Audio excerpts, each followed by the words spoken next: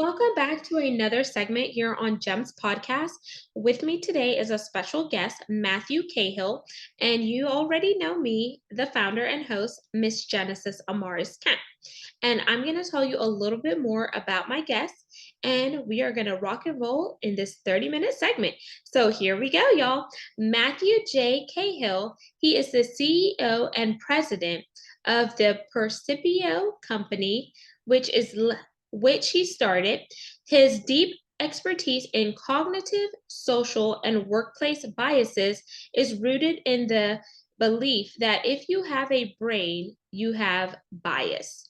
He works with executives to reduce mental mistakes, strengthen workplace relationships, and disrupt existing bias with current HR processes, meeting protocols, and corporate policies. Matthew has demonstrated success with large clients like LinkedIn, Salesforce, and dozens of small to mid-sized companies looking to create more inclusive workplaces, work smarter, generate more revenue, and move from bias to belonging.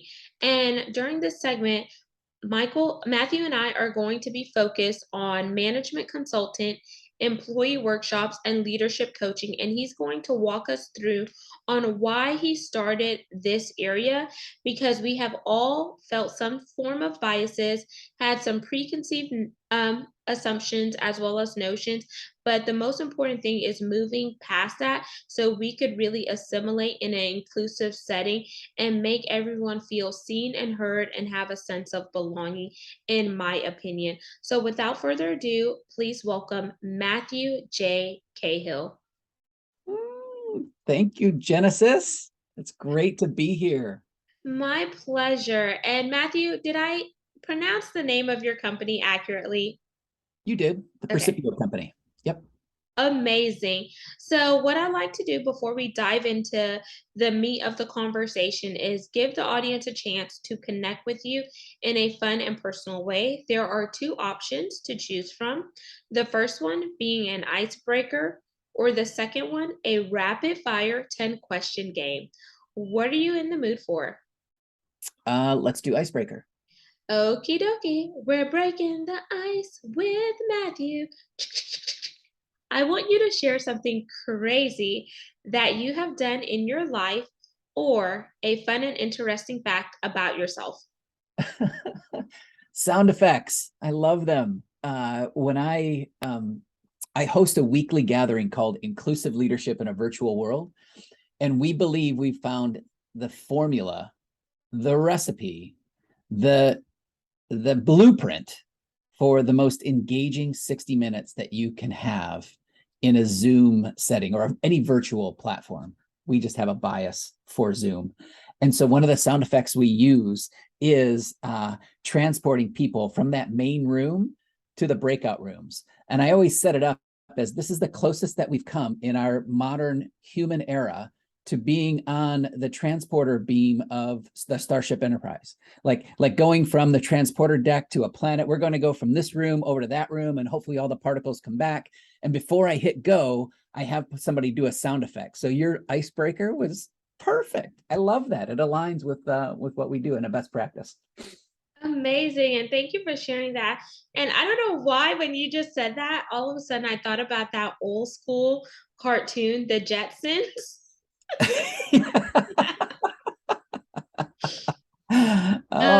Rosie the robot. That's what I think of when I think of the Jetsons. Yeah, I remember watching that as a kid. So now let's jump into the work that you're doing now. But before you got to where you are, let's understand some back end to your story, because sometimes people see the success, but they don't realize that you had to have those start ugly moments. You may have to overcome those failures, those hurdles, and etc. But it's what strengthened you and catapult you to the level that you're at now. Just because you're a CEO does not mean that you stop learning and you stop growing. All of us as individuals are currently refining our craft. So, can you give us a glimpse into your background?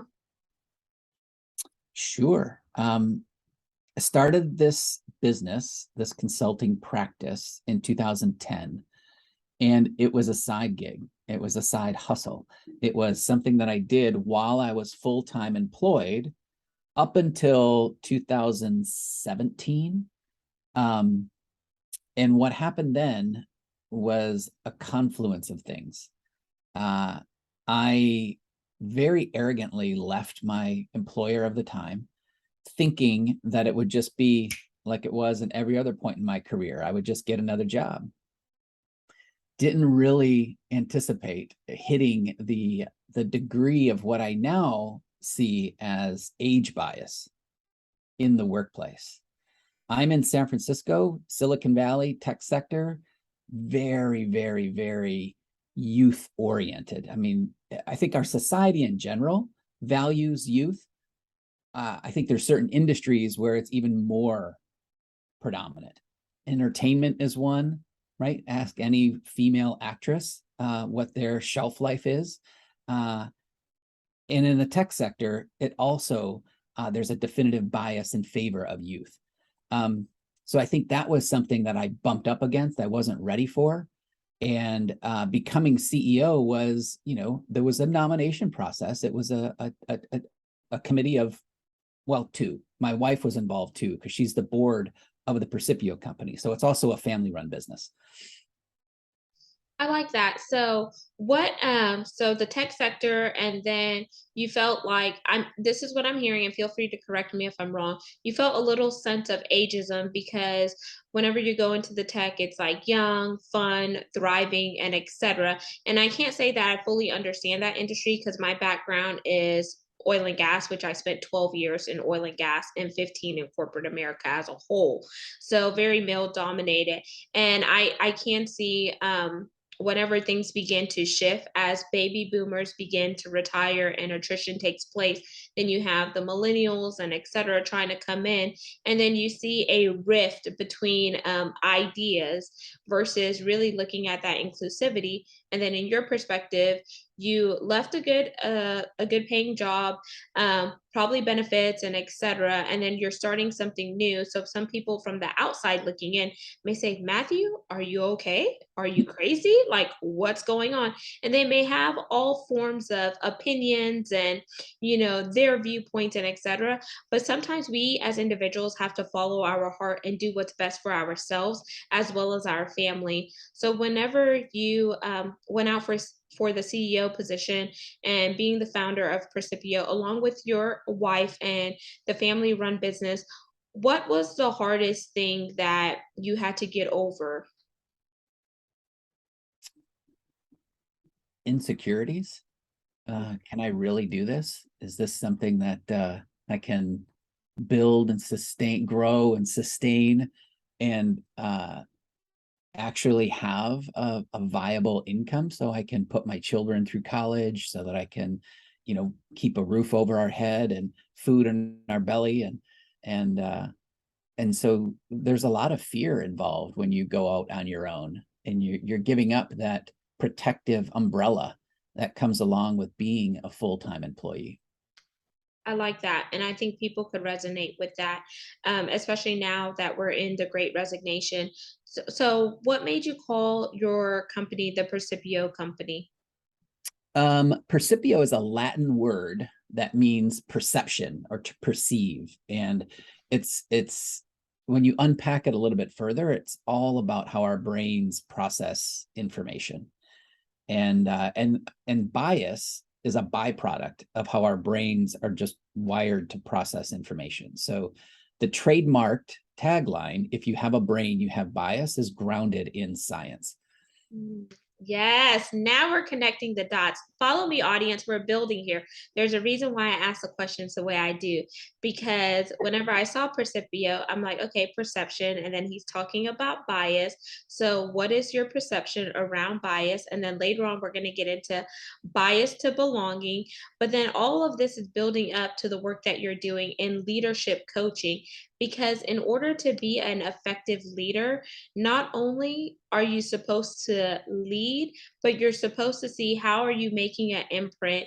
How is that driving an impact and how do people see you on the forefront as well as behind the scenes, because you can't be one way in front of everyone else but then a different way behind closed doors, because then you're not really tapping into that full authenticity, in my opinion. So whenever I think about a leader, I think a leader can lead from any seat. And whenever you think about coaching, that coach is still going through personal and professional development, and they're partnering what they have learned from their failures as well as their successes to help somebody else. Would you say you agree with that sentiment or disagree, Matthew?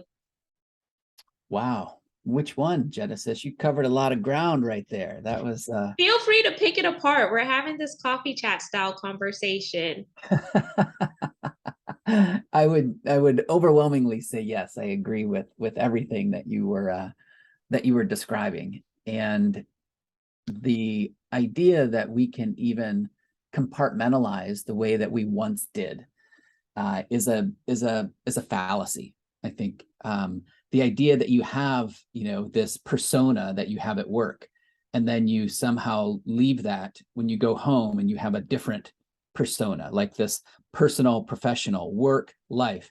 Like the line has been so it was porous 30 years ago. And then it just started getting more fuzzy and lighter and blurred. And now, once COVID hit, it's gone. Like it's just gone. And you can try to compartmentalize your life, and you do have to behave certain ways in certain contexts.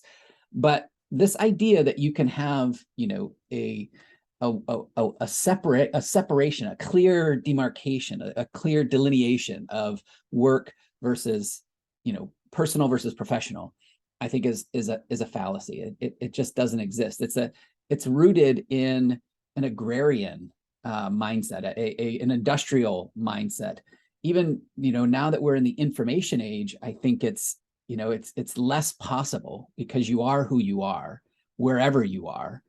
And I like the idea that we're transcending even out of an information age right now and into an emotional age. We are experiencing emotional labor. And you, of all people, know that. Like every day you wake up and you got all sorts of things happening in your body that may or may not enhance what you do for your, in air quotes, work. Yeah, I love that. And I love, in order for a transformation to take place and that transcending, you have to be willing to transfer. And once you transfer, it helps you transition. And as you're transitioning, it helps the transformation to really take place and root it. So, from a management standpoint and consulting with some of the big companies as well as the small to mid sized company, what are some of the ways that those companies could do a better job to really being inclusive and creating a welcoming environment? Because from my standpoint, when the pandemic happened and certain movements happened, and this is not like to be political here, but whenever the Black Lives Matter movement happened and the Stop Asian Hate movement, and then Me Too came back full circle, we saw a lot of companies that were trying to save face and jumping on the bandwagon to show how they were diverse, how they were equitable, how they were inclusive, and how they had a sense of belonging. But then looking at surveys like Gallup surveys and exit strategies and et cetera, we saw that the same population that they were saying that they were so called being was that population was getting laid off, and I was a part of that population. So how can we really hold management accountable to do more than just a check the box to show their shareholders and their profit centers, oh yeah, we're diverse, we're equitable, we're inclusive, and really make them put their mouth where their money is? And it's not something that's going to happen overnight, but in my opinion, I think it takes leadership as well as ICs, individual contributors, to work together in order for these synergies to take place and build out something that is sustainable and not here for the short term, but here for the long haul. Yeah. Wow. Again, lots to unpack with that. I can start just by addressing the systemic nature, I think, of many of the corporate models that you're referring to. And there's a narrative that became painfully obvious in Silicon Valley because the timeline was constricted. If you go back far enough in history, there's always a narrative of a small group of people, very usually wealthy people, who benefit off the labor of others. And I think that model just evolved over time. And it never really went away. It took on different dimensions. It took on different permutations. And I think that model bred new ways to subjugate and oppress many people, marginalize groups of people, and continue to raise up and inflate others. And what's unique about the tech sector is I think it concentrated that in terms of time, right? And so you literally had, like, not necessarily overnight millionaires, but pretty darn close, right? The way they just exploited the existing models, right? That made a small group of people very, very wealthy, potentially at the expense of a large body of laborers, right? Maybe they were coders, maybe they were software engineers, maybe they were network people, maybe they were there were all the people that served, and maybe they got little crumbs from the bigger pie. But the way that the series funding, the Series A funding, the venture capital, the way that that's carved out is inordinately benefiting those small handful of people. And I think the more light that's shined on that, and the implicit greed that exists in that, it's serving to create new models and new ways of doing things. It's going to take a long time because we're going back through the entire history of corporations. They were never designed to sustain beyond the purpose, right? A corporation in its inception was supposed to just be for a specific project, right? To get a railway done or to build pipes or something. And then it was supposed to be disbanded. They were never supposed to take on human characteristics and be entitled to vote and to have their tentacles be spread into political systems. So there's a lot of work to do, but I see glimmers of hope because I see things changing. Would you say, from your vantage point and your expertise, that the pandemic was a blessing in disguise to some people because it was a period of reflection? It was also a period that individuals who were working for these corporations, they started to see the value in themselves and what they can do. So some of those individuals began leaving these toxic workplaces. But then on the flip side, the corporations began to suffer because they were losing employees who were maybe hypos, they're high potentials, high flyers, but they weren't having empathy or compassion for those employers. And the employer says, I don't have to put up with this. I could, go out to either another company or start my own business.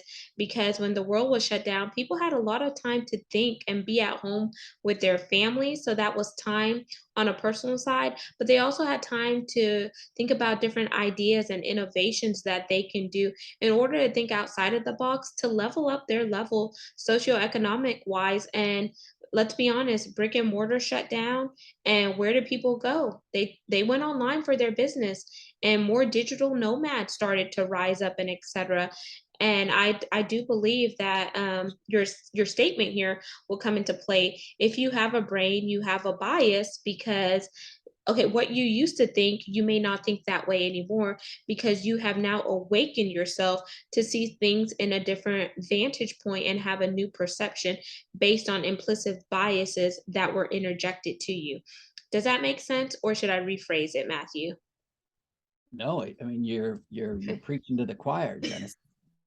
Sorry, I'm very passionate about this subject, and just to have an expert in the community talk about this and go back and forth is just amazing. So my only response is the initial phrasing of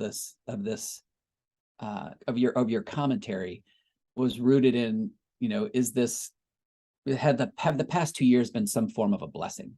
yes. And I can't go there because there's been too many people that died, Yeah. perhaps unnecessarily. And, if there's somebody that, that now it seems like more people have more people close to them that are either getting COVID or, being impacted by it in some way, shape, or form. And yet the irony is you don't hear, if you looked at the news headline or the lexicon and the common discourse or headlines or wherever, it's like it didn't ever, it's like it doesn't exist anymore. And I think that's a byproduct of media bias and how, the media is a monster. It just needs to feed itself and it just wants to capture your attention. There's a model used in advertising called harvesting attention. And that's, if you go to business school, learn about advertising, that's a model that's taught. How eerie is that to think like, somebody is, there's teams of people, committees that are sitting around just figuring out the most creative, magnificent way to harvest your brain, right? To harvest your attention, and that's what they're doing and we willingly participate in it just by watching our favorite shows or consuming our favorite media. But it's really insidious when you start to look at it through these lenses of bias. And thank you for sharing your viewpoint there. And I could see where you're coming from, where you won't necessarily say that it's a blessing based on the number of lives that we have lost due to the pandemic, which has been horrendous and tragic. And I could see both sides of it by losing three significant people, one being my dad to medical negligence in November of 2020. And then losing my corporate job from oil and gas due to the downturn of the oil and gas market, than both of my grandmothers, so all within a year and a half. So I could see the horrendous side, but then I also see the side of it being a blessing because it woke people up to really know who they are and what is it that they could provide. How can you be a solution to other people's problems without seeking the validation or appeasement from other people who don't value what you bring to the table? And Matthew, I want to throw you a audible here to get you to summarize some of the work that you're doing or clarify something that I may not have asked or something that I didn't say in the correct format based on the work that you're doing, because you're doing a lot of powerful things, in my opinion, in the management consulting space, employee workshops, as well as leadership coaching to really help people think about biases, but think about it from a holistic view. Oh, thank you for teeing that up and signaling before turning. I appreciate that. Genesis, and back to the COVID comment, you are the blessing, Genesis. Like being able to respond the way that you did to tragedies in your life, like that is the blessing, not the cause, potential cause of those events. And so I think COVID is something to me that has really accelerated it shined the light on a lot of the fungus of our social constructs, and that needed to happen, right? And I think it's accelerated things in certain areas. It's fundamentally shifted the way people engage with one another in the workplace. I think people are a lot more intentional now. There's been a lot of changes that have happened, and it remains to be seen how many of those will stick. With my practice, I work with companies to make those changes stick. I don't believe in checkbox efforts when it comes to diversity, equity, inclusion, and belonging. I think there's a lot of poorly designed DEI programs with people who have their own agendas. And so one of the things I do and that I take a lot of pride in is meeting individuals and groups of people, decision makers in organizations, where they are. And what do I mean by that? Everybody's at a different level of understanding about who they are in their respective workplaces. And for an organization to try to tackle and become and be a culture of belonging, that's been the latest addition to the DEI dance, right? It's really audacious. It's bold. I mean, how do you How do you create conditions that allow people to satisfy one of the most fundamental human desires that we have, which is a need to belong somewhere? That is bold, right? And so to take it superficially is silly. Like you're setting yourself up for failure. And what I've done with some tremendous trusted advisors is designed the 4 cornerstones of belonging. It starts with identity, moves into agency. We explore ideas of power so that everyone is hitting these states of flow, right? They get in the zone, irrespective of whether an individual contributor or they're the executive or the governing board of a company.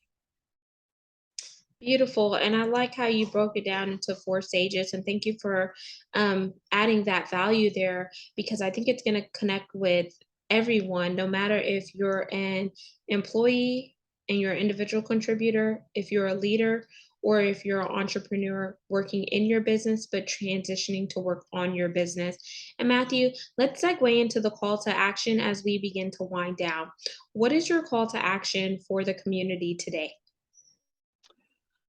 Well, Genesis, I understand you'll put a link in some respective area in close proximity from wherever people are viewing this or listening to this to what I lovingly refer to as the belonging assessment. And this is the latest iteration it's the culmination really of the work that I do with organizations to move them from bias to belonging. And it's a very simple 20-question assessment that gives you a visual rendering of your belonging score. And it's designed to be used as most assessments are, which is just a snapshot. This is just what you record in that moment. And so some people fret when they don't score high enough, which is the way many people are wired. But it really is, if you're authentic and honest in answering the questions, it just gives you a snapshot of where you are. And the idea is we can come back to it again after we change processes, after we work with the governing board, after we do some employee workshops, after some people get coaching, and then we do it again and we see where people are in relation to where they were. And so it literally gives a company something that they can use, a tool that they can use to move the needle, right? Which is often a criticism that this work just doesn't address. Thank you for sharing that, Matthew, and I will have that link in the show notes. And now for your contact information, if someone is interested in working with you, whether they're a corporation or they're an individual, how can they connect with you via your website? And are you on any social media platforms? Yep. I'm on, the website is the best place because that has all the beautiful bells and whistles. And I do have a lot of things that you can do. It's not just static content. It's by design. So it's very interactive. It's fun. Go check it out. Precipiocompany.com. That's all one word. PERCIPIO company.com. I'm very active on LinkedIn. You can follow me on LinkedIn or the company. You can subscribe to our inclusive leadership newsletter. The other forms of social media, they get crumbs. I don't do a lot on Instagram. I'm not doing a lot. I do have a YouTube channel, but it's not very active. So LinkedIn is really the primary source of social media that the Precipio company is using. Amazing. And Matthew, thank you again for coming into the community and just sharing your knowledge with us and just really being open to having a great conversation. Audience, once again, Matthew J. Cahill's contact information will be in the show notes. I will link his website, the assessments for you to take, as well as his LinkedIn, which should also be backlink on his website. So it's easy peasy, 1, 2, 3. And don't forget to like, comment, and subscribe. We're on 40 plus platforms, so there's a place for everyone to listen. This video will also be on our YouTube channel. If you go to GEMS, GEMS, with Genesis Amaris Kemp. And lastly, but not least, here goes my rendition. Where would I be without my supporters? You know I only think about you. We appreciate everything that you do for the subject matter experts that come into the community that you support, as well as the content that we put on, because we are on a mission to bring content that is educational, inspirational, and motivational, while we also weave in diversity, equity, inclusion, and belonging, because it does take all of us coming together to make this world a better place. So until the next segment, next guest, peace, love, and lots of blessings. Have yourself an amazing day, and remember to believe in yourself and really condition your mindset. And if you look at yourself in the mirror and you answer those hard questions, it's going to move you from bias to belonging. And Matthew J. Cahill is going to help you get there by taking those assessments.